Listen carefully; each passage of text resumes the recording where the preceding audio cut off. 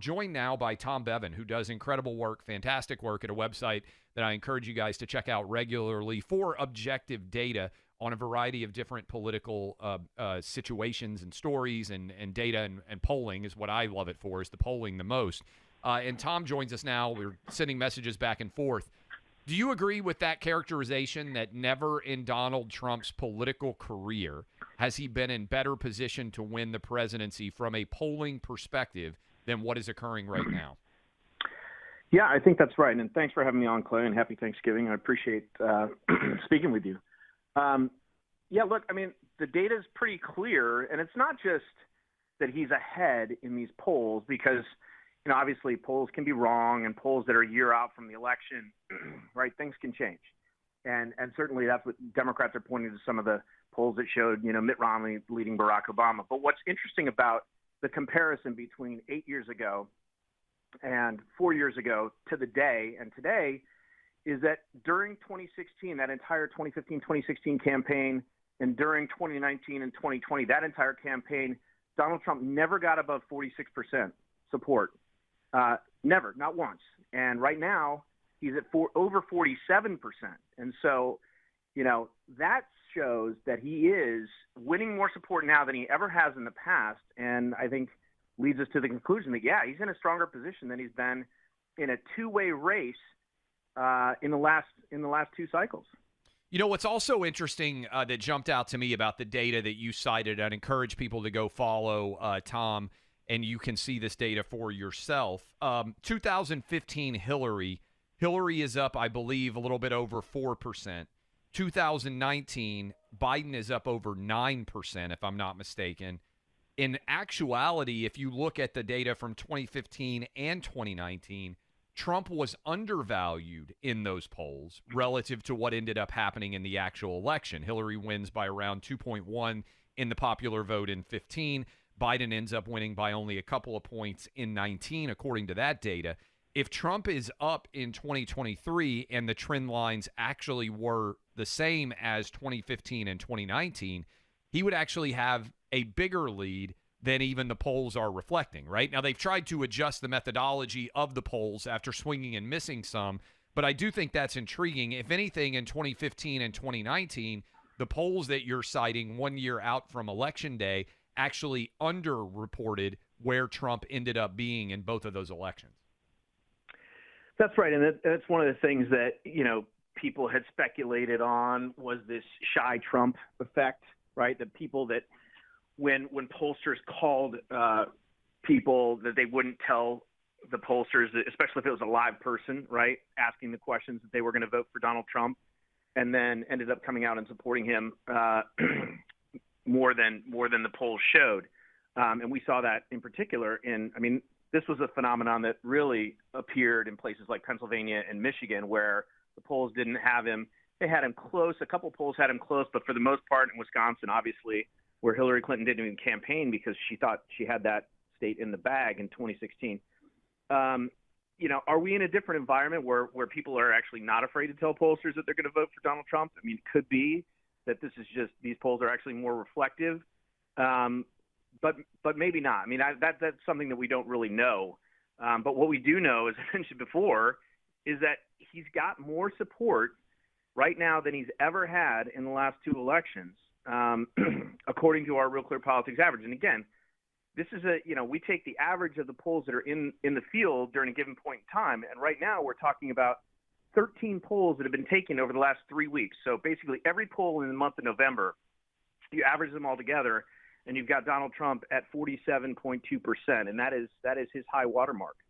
Some people out there say, oh, this is all a rig job, right? There are people listening to us right now saying this is all designed to make Trump look stronger than he actually is. This is a psyop. You are not a partisan, I don't think, when it comes to analyzing polls.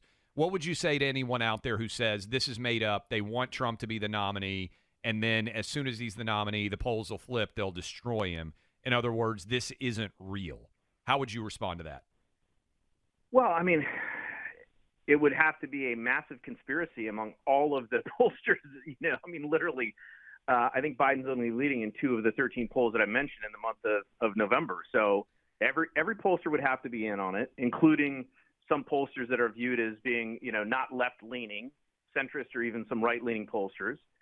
So I just don't buy it. And the other thing, too, is, the data shows, for example, that Nikki Haley runs better against Biden in a general election setting than Trump does. And she's had, the last Fox poll had her up something like 11 points.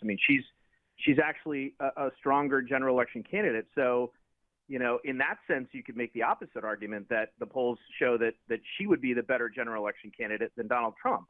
So I just don't buy it. I think there's just too much evidence, too much data that shows basically the same thing, and that's just that Donald Trump is performing pretty well in a general election setting, certainly better than I think a lot of people expected him to at this point.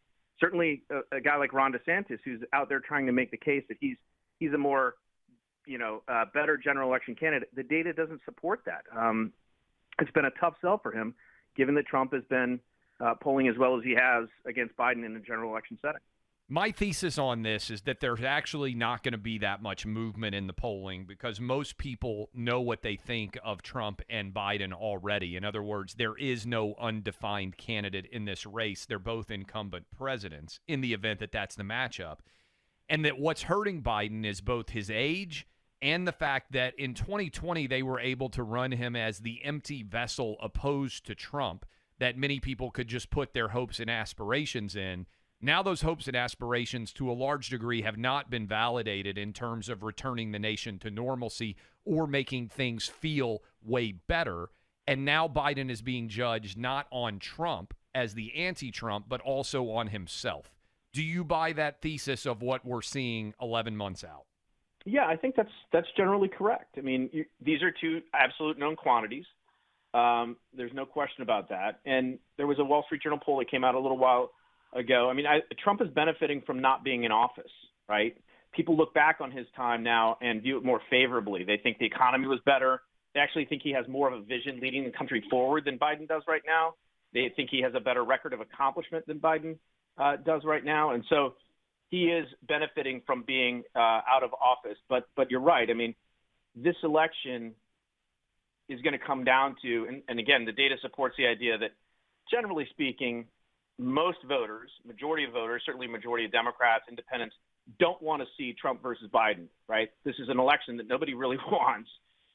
So it's going to come down to not the partisans on either side, but the double haters, right? The people who don't like either candidate. In some ways, that's a mirror image of what in 2016, they didn't like Donald Trump. His favorable ratings were pretty bad, but they really, really didn't like Hillary Clinton, and they wouldn't vote for her. And that ended up being the difference. I think we're going to see a similar dynamic. I agree with you. I think a lot of people are locked in, but for those people who really don't like either candidate, if it comes down to this is the choice they have to choose from the lesser of two evils, which way are they going to go? And in that instance, I think Trump might actually win a majority of those voters just because of the things that you mentioned. Biden's in office. Things aren't great. His age is a clear issue for a lot of voters, not just independents and Republicans. And so for those reasons, I think Trump probably has the edge. All right, so that makes me final question for you. Tom Bevan at RealClearPolitics, contextualizing where we are, not only in today's polling, but based on 2015 and 2019. If I gave you $10,000 and I said you have to wager it on either Trump or Biden, you don't get to go either other direction today, it sounds like you'd put the 10 grand on Trump. I would have to, just based on where the data stands. Again, these are national polls. We don't have national elections. It's going to come down to the same 8 battleground states, right? And we all know what they are.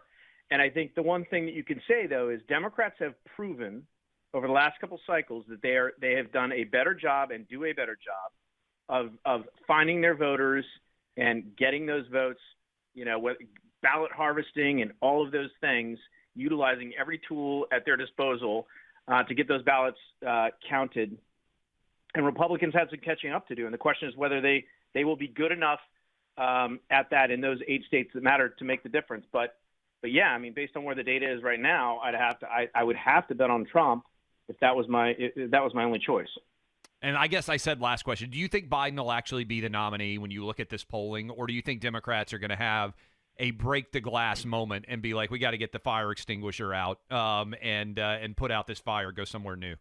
Yeah, I mean, I go back and forth on that. I mean, it's in some sense, it's really hard to see how that's going to happen, how it would be engineered, like what the mechanics of that would be, and how badly it would hurt the Democratic Party, especially if it's not Kamala Harris. I mean, that would absolutely rip the Democratic Party apart, cause the African American base to just absolutely, go away. They can't afford that. On the other hand, when you see Biden sometimes, and you see some of these numbers, and you see some of the things that he, on stage, or the things that he says and does, I think to myself, there's no way they can let him be the nominee. So I go back and forth on that, and I think it's going to be really interesting. I think there will be a break glass moment. The question is whether they're able to get it done or not, and I'm not sure of that. He does fantastic work, Tom Bevan, at Tom Bevan RCP on Twitter, co-founder, president of Real Clear Politics. Appreciate you making the time on this eve of the holiday, and keep up the good work on the site. Thanks, Clay. Appreciate it. Happy Thanksgiving. Happy Thanksgiving to you and yours as well. That's Tom Bevan, kind of giving you a snapshot. I started off the show talking about the data that he had shared, and I do think it's incredibly interesting to contextualize not only in 2023, but comparing it with Trump's 2015 and 2019 numbers.